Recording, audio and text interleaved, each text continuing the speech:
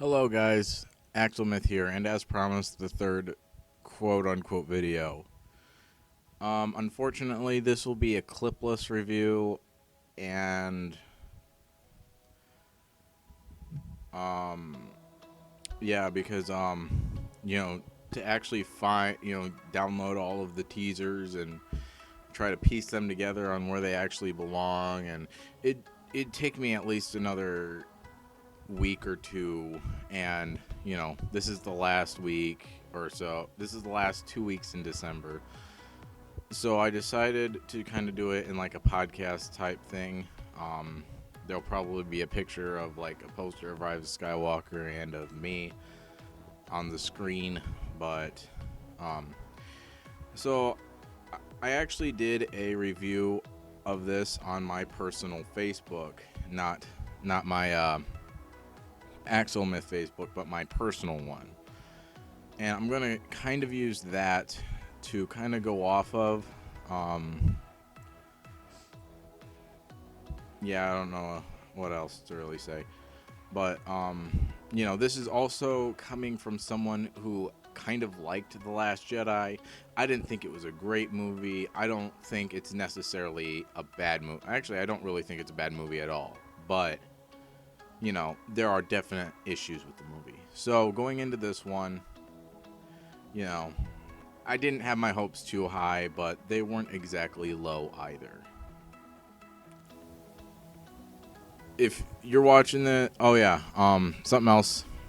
Spoiler alert. So if you don't want spoilers, click off this video.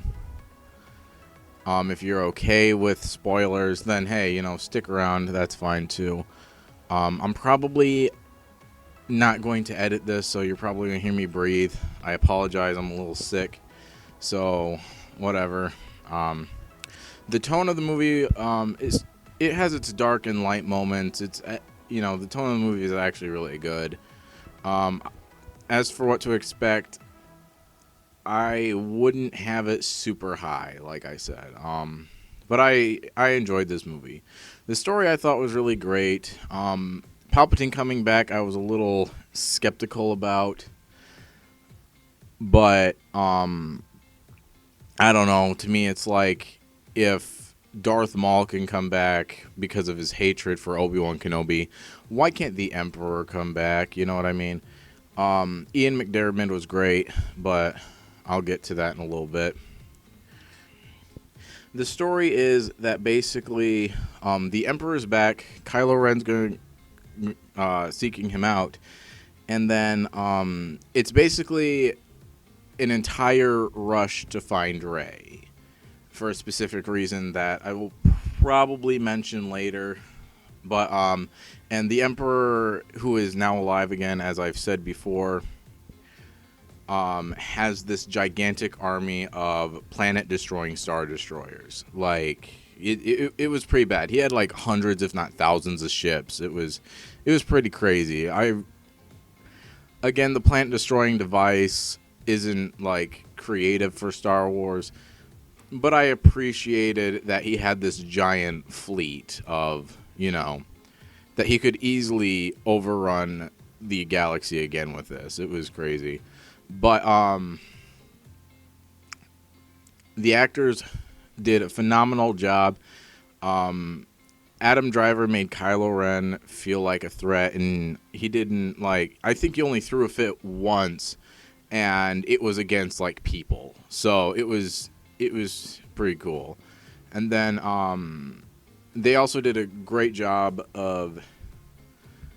Okay, so I'm going to dodge that one. I'm going to save that for later. Sorry, I put the why Rey is so powerful. So, oh yeah, there were generally times where something happened that was awesome. Like I said, like the Star Destroyer stuff.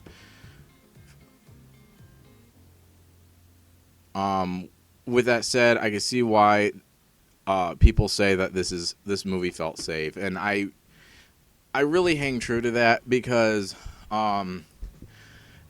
everything that they did, I felt was a good move for the movie itself. Like the story the movie was trying to tell, but none of it was very inspired. You know what I mean? It was like I don't even know what it was like, but it just didn't feel like he was very inspired by anything to do this movie. He just kind of like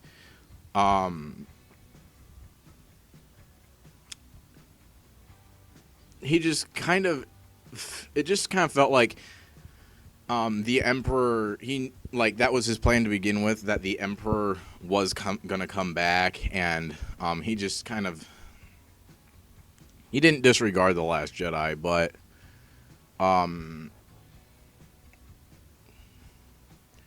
he kind of just, it's like the camera drifting off. He just kind of moved the camera back to point at what he was doing. You know what I mean? But I don't know. It just didn't feel very inspiring inspired with all the stuff that he was doing. There wasn't much they tried doing, but things they did were really cool. Yeah, they did try a few things that were really cool. We did get to learn a little bit about Poe, not a super ton, but he has a shady past. That was pretty cool. I think the pacing was too fast.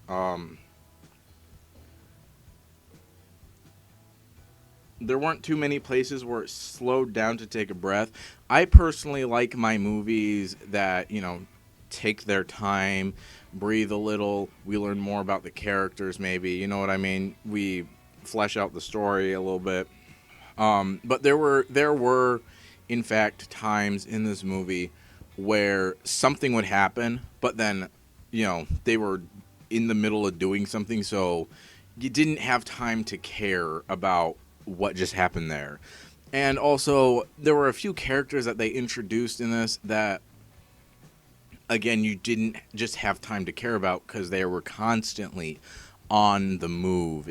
This movie was really fast, and then I'd say about 30 or 40 minutes before the film ended, it just slowed down. It didn't screech to a halt at all, but it slowed down to Star Wars pace, you know what I mean? Okay, so that was basically it. So I'll get into some of the other stuff. I'll get into some of the spoilers, but basically, what did I say here? It says there aren't a ton of things I can say about it. Well, this was a non-spoiler review that I did on my personal Facebook. And it says, there aren't a ton of things I can say about it. I think it's a good film. Not great by any means. Personally, I think it'll... Oh, yeah, that one's going to be controversial. I say that at the end. But there's a few things I want to talk about with this. Well, first off, Ian McDiarmid. The first scene with him, he's talking to Kylo Ren, and I just kind of leaned to my wife sitting right beside me. I was like, God darn it, I love him. He's, he did a phenomenal job. They did a great job with his makeup. He had like these pure white eyes like he couldn't see. The Knights of Ren, I'd like to say, they didn't do much. And I kind of, unfortunately, I kind of figured that it would be like this for this movie.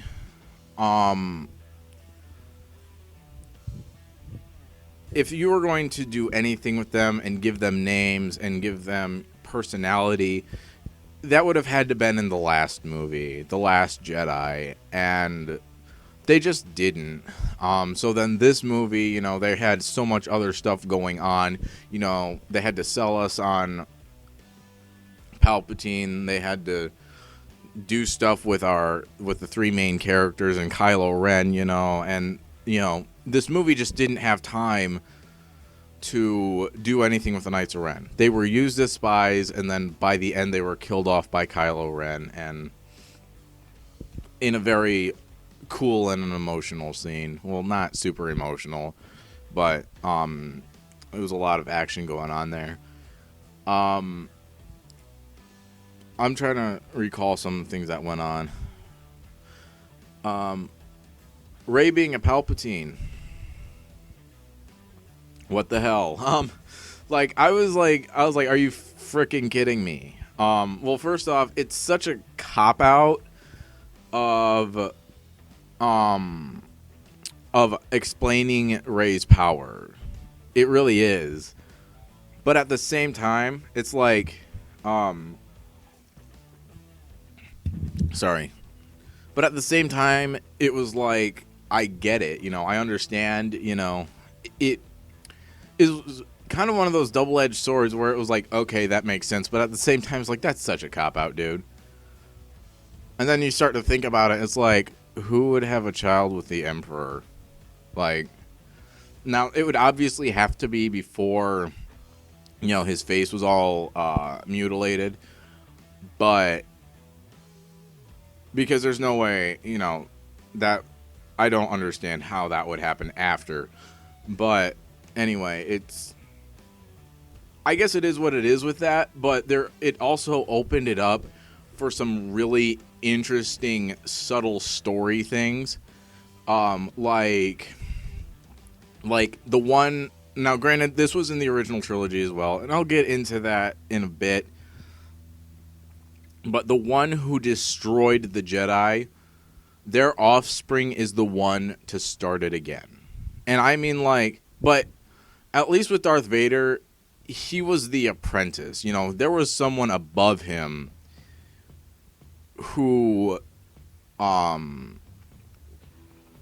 pulling Vader's strings. You know what I mean? Whereas it just adds that because the puppet master's offspring is the one to bring back the Jedi. You know what I mean? And then, who were once the master and apprentice before are now equals and taking down, basically who they came from. You know what I mean? Because even though, Darth Vader obviously wasn't there, Kylo Ren basically had, was facing that legacy. You know what I mean? And it's just a lot of those subtle story moments that really pulled that off for me and really made it worth it, made this entire trilogy worth it, really. Or at least, for at least them being made to begin with. Now, when you want to, if you want to poke at the story, you strip it down to its bare bones, it's still, it's still the original trilogy. Like, you strip it down to the bare bones, it's still the original trilogy. But I don't know. Like, it's weird because just just Rey being a Palpatine, it really changes the dynamic from the original trilogy. I'm not saying I like it better. I'm just saying it changes the dynamic just a little bit because, like I said, it's the puppeteer's it's the puppeteer's offspring who is taking down the puppeteer. You know what I mean? It's not the puppet's son. It's not the puppet's son, and it's not the puppet killing the master. You know what I mean? It's the puppeteer's offspring. I don't know. It's I don't know. Do I think this entire trilogy is worth it? I really, that's not my call, I guess. I don't know. The other thing I guess I want to talk about is Carrie Fisher. Now, a lot of people had a problem with, well, I shouldn't say a lot. Some people had a problem with them using footage from The Force Awakens at all, like her being in this movie at all. And me, it's like, well, she was alive in The Last Jedi. Should she have died on that ship? Maybe. But then but we find out that she actually does have Jedi powers, and that, that's why she's able to train Rey anyway. And I don't know, with her passing, with me, I'm okay with it because she was still alive, and She was still alive in the movies, I mean. And, you know, just in the end of her arc, I shouldn't say end of her arc. She was kind of a side character. She didn't really have an arc. But I'm saying, like, how they ended her character in this movie, it was so much more respectful than it would have been in the Last Jedi. I'm telling you, it really was. You know, it was. You know, I don't quite understand how she died from just communicating with her son, the way that Rey and Kylo Ren have been contacting each other. You know what I mean? But, you know, it was just so much more respectful to Carrie Fisher, who has been sadly gone for 2 years already. You know what I mean?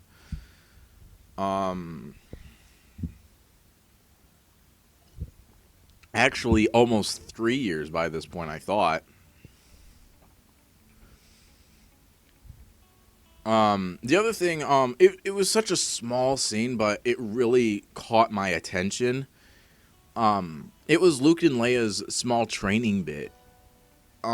It looked like a PlayStation 4 game. It really did. It looked like I was watching Battlefront 2 for a second there. But I don't know. I really liked seeing a young Luke and a young Leia training as Jedi. I was afraid that we were never going to get to see that.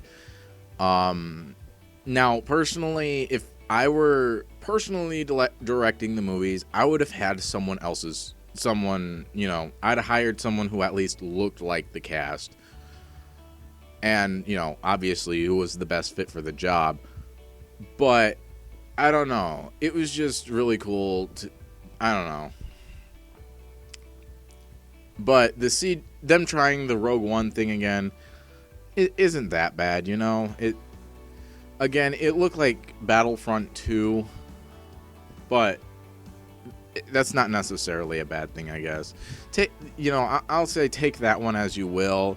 You know, there's obviously a moral gray ground with it, but it wasn't like, you know, it wasn't like they brought it back to The Empire Strikes Back where Leia was kissing Luke or something. It was just they were training, and, you know, they were training, and, you know, she kicks Luke down, and then, you know, they show their faces. You know what I mean? I mean, heck, I'd have been okay if they just kept the helmets on to begin with, but it's whatever. What else?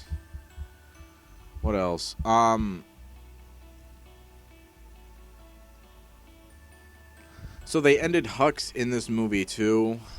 I wasn't too disappointed. It was kind of just like, really kind of liked his, you know, he still hadn't given up his boyish competitiveness with Kylo Ren, and he's like, I don't care if you guys win, I just need Kylo Ren to lose. Like, you know, so he was probably gonna stab the first, you know, the Resistance in the back anyway. But I still liked that, and, you know, he was the spy. And then I really liked I don't even know the character's name. Pride, whatever, I don't know his rank. Commander, Admiral, I think it was Admiral Pride. But I really liked his character too. He was so menacing, and honestly, like, personally, I thought he was a clone of the Emperor. Like, that's who I thought he was. I don't know. I guess my mind is just strange, but I thought he was a clone of the Emperor.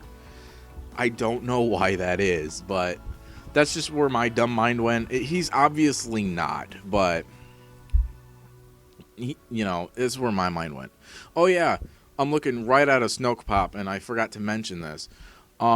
So apparently the Emperor literally made Snoke, because you see that at the beginning. He has a tank full of like 3 or 4 Snoke heads. That was nuts. That was nuts to find out. But I really like that because it really sold that the Emperor has actually been behind this the entire time. It really just sells that to me, and maybe doesn't make a ton of sense still, but I guess I'm okay without an explanation for everything. You know what I mean? Because to me, it's like, yes, the Emperor should have died in Return of the Jedi, but you know, the same people who say that love Darth Maul in Rebels and the Clone Wars. You know what I mean? Some people might also hate that Darth Maul's in the Clone Wars. I'm just saying that, if Darth Maul can live, why can't the Emperor, Um, there was something that I was going to get to later if I hadn't already.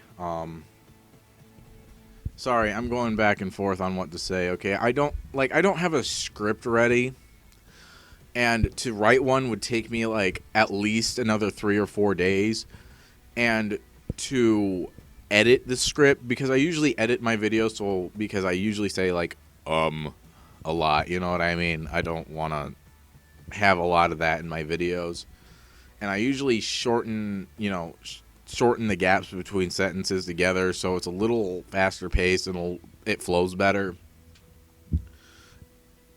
I really should for this one because, I'm taking a lot of drinks of water here. Before I end this, I want to talk about, this movie's, this movie sometimes started to feel like a prequel movie. There's 3 or 4 lightsaber battles in this. They're short, don't get me wrong. They're not Obi-Wan versus General Grievous and, Mace Windu versus the Emperor happening at the same time. And then, you got the Dooku battle behind that. And then, in 20 minutes, we have Anakin and Obi-Wan's fight. You know what I mean? They weren't ever as long as that. But they just had a lot of lightsaber dueling in this. And with how many lightsaber duels, it started to feel like a prequel movie sometimes. And not with dialogue, though. The problem I had with the dialogue is that during, a lot of action scenes, they started kind of repeating the same thing in different tones to make it kind of funny. And they did that a lot, especially during the beginning. And, I wasn't a fan of that. The end of Kylo Ren or Ben Solo, whatever. The only thing I can really say about that is that it was they ended the Skywalker bloodline as respectful as they ended Princess Leia. You know what I mean? It didn't make a whole lot of... I mean, actually, the reason why Kylo Ren died kind of made sense. Because, we saw Rey use this healing power. And then, Kylo Ren, already weak from battle, uses it on Rey. She gets healed and then he dies. Which was kind of a goofy moment to me. But it was whatever. It was kind of a goofy moment, but let me find words for this. Because it was she was dead, she rose, they kissed, and then he fell down and dead. You know what I mean? It felt a little goofy, but at the same time it made some logical sense because, Kylo Ren's already weak from battle. He doesn't have a whole lot of strength left, and he just used some of his life force to, bring life back into Rey. You know what I mean? And the end of the Emperor. Now, something that I kind of want to comment on is, well, first off, I like how he died. That was awesome. Him shooting lightning up in the air and then shooting all of that force back at Rey for her to, block it back at him. And then use both sabers of, I might add, the legendary twins. And then, he just, starts withering away and basically explodes again. That was awesome. That was an awesome ending to the Emperor, whatever. But one thing I really thought she was going to do was, remember the fight with Count Dooku where Count Dooku is powerless and then Anakin chops off his head. She had the lightsabers in that position, and I thought she was gonna, I thought she was gonna cut off the Emperor's head. Like, I thought that would have been really cool, and it, and give him like a human ending. You know what I mean? Give him a human like end. Because Palpatine had always wanted like eternal life. I thought he was kind of like Voldemort in that respect. It was either he lives or the entire galaxy goes with him. And and then there's this ended on a very Disney note. They hug it out, which was great. And then she ends up back on Tatooine. She buries Luke's and Leia's lightsaber, and then this old lady comes and says, "There hasn't been anyone here for so long. What is your name, child?" And then looks up. Not Luke, really. Rey looks out into the distance and see Luke and Leia's ghost, which was flippin' amazing. And she says, "I'm Rey. Ray Skywalker." And, the movie ends. But the thing was that, like, what it kind of reminded me of is, like, why would she want to, call herself a Palpatine? Like, Emperor Palpatine was known on Tatooine. You know what I mean? Even 30 years later, people know of the Empire. You know what I mean? So it ended on a very Disney note. But I really liked that she started calling herself Rey Skywalker instead of Rey Palpatine. You know what I mean? But overall, I'd say this movie was a pretty good one. I know I've, talked about some complaints. I've talked about some good things. But my overall assessment is that this movie is a good one. If you hate the heck out of the Last Jedi, I don't really know if you're gonna like this one too much. But I'd say it's better than The Last Jedi. I really would.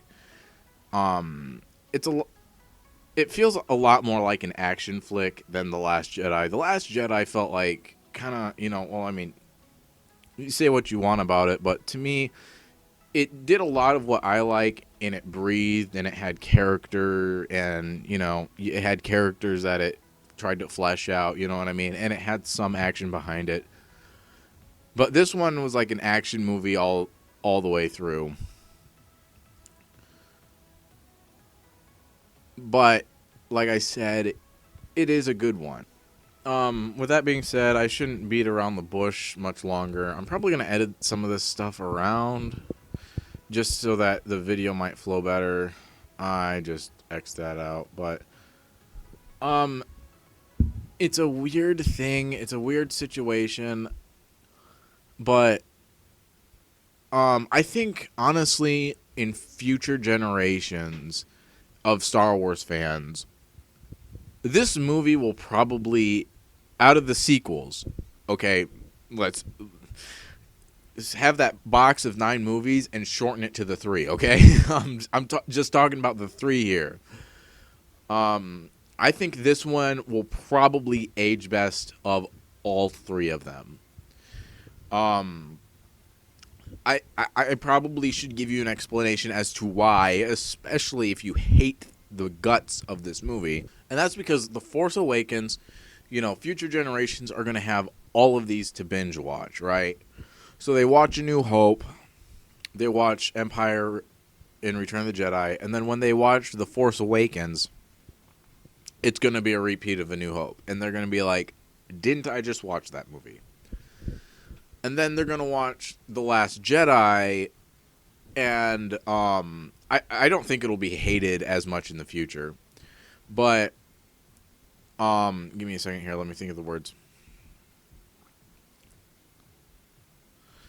But they're going to look at some elements and think, okay, um, you know, that that throne room scene in